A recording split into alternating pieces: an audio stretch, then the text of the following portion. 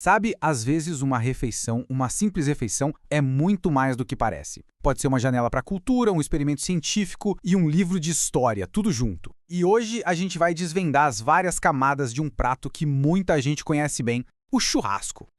A nossa história começa lá no sul do Brasil, no meio de um festival cultural super vibrante. E essa frase, ela resume perfeitamente o espírito da coisa. Um sentimento muito forte de comunidade, de tradição e principalmente de orgulho.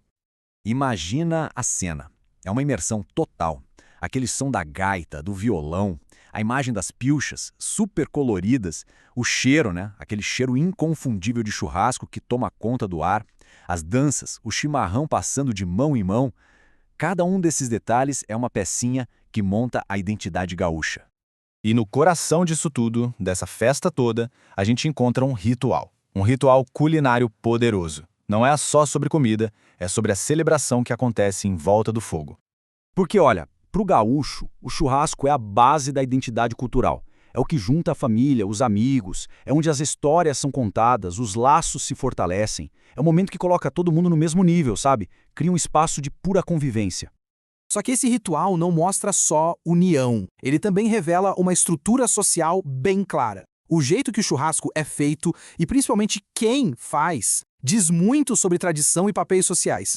É que existe uma espécie de ordem não escrita ali na hora do churrasco. A churrasqueira é quase um palco, sabe? Um lugar de destaque. E, tradicionalmente, esse papel é dos homens. Enquanto eles cuidam do fogo, da carne, as mulheres lá na cozinha preparam salada, maionese, farofa. Esse cenário, que tem raízes fundas na cultura, está começando a mudar, bem devagarinho, com cada vez mais mulheres tomando a frente do fogo. Então beleza, a tradição bota os homens no comando do fogo, mas se a gente deixar a cultura de lado só por um instante, o que acontece de verdade ali, em nível molecular, quando a carne encontra o calor? Porque no fim das contas, cozinhar é pura química. É uma transformação fundamental que muda o sabor, a textura e, mais importante, a composição nutricional daquilo que a gente come. E para entender isso melhor, a gente vai se basear numa tese de doutorado que investigou exatamente essa transformação. O contraste é bem forte, né? A gente sai da festa e entra direto no laboratório. Esse diagrama aqui mostra os músculos específicos do boi que foram analisados. Basicamente, quando a gente cozinha a carne, acontece uma série de reações. A água que está nela evapora, e isso faz com que os nutrientes, como as proteínas e as gorduras, fiquem mais concentrados. Ou seja, o processo de cozinhar transforma a carne em um alimento bem diferente do que ela era crua. E quando a gente olha para os números, a mudança é impressionante. Grelhar ou cozinhar a carne aumenta muito a concentração de proteína e de gordura. O resultado? Um alimento com muito mais energia. A mesma porção de 100 gramas, por exemplo, passa a oferecer bem mais calorias depois de ir para o fogo. O impacto no valor energético é gigante. O simples ato de grelhar a carne pode aumentar a energia disponível em mais de 50%. E se cozinhar em água, esse número sobe ainda mais. Essa transformação, aliás, foi importantíssima na evolução humana, porque liberou muito mais energia dos alimentos para o nosso corpo. Mas a história não acaba no fogo. Para entender de verdade o que está no prato, a gente precisa ir ainda mais para trás. A gente precisa ir até a origem do animal.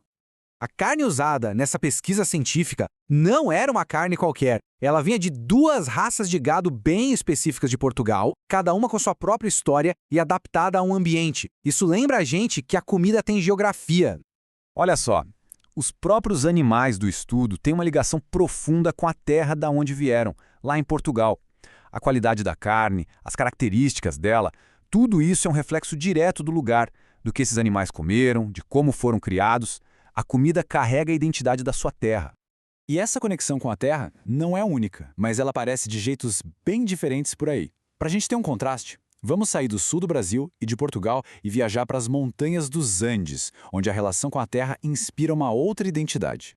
Lá nos Andes, a relação com a comida é formada por um conceito espiritual muito profundo. Pachamama, a Mãe Terra. Ela não é só o chão, ela é a fonte de toda a vida. Aquela que provê tudo e que pede em troca uma relação de harmonia e de respeito.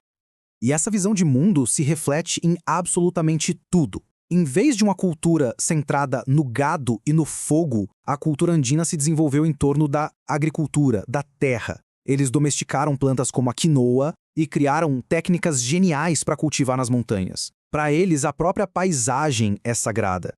Então, de um lado, a gente tem uma identidade construída em volta do fogo, da carne, do ritual social do churrasco. E do outro, uma identidade que se ergue a partir da terra, das plantas e de uma relação espiritual com a Pachamama. São duas culturas e dois jeitos bem diferentes que a comida encontra para moldar quem as pessoas são. Certo. Então vamos juntar todas essas peças. O que essa viagem toda, de um churrasco no Brasil até um estudo científico e as montanhas dos Andes, realmente nos mostra? A gente viu como um simples prato de comida pode ser um ritual cultural, um reflexo de papéis sociais, um processo químico, uma ligação com uma terra distante e até a personificação de uma visão de mundo inteira.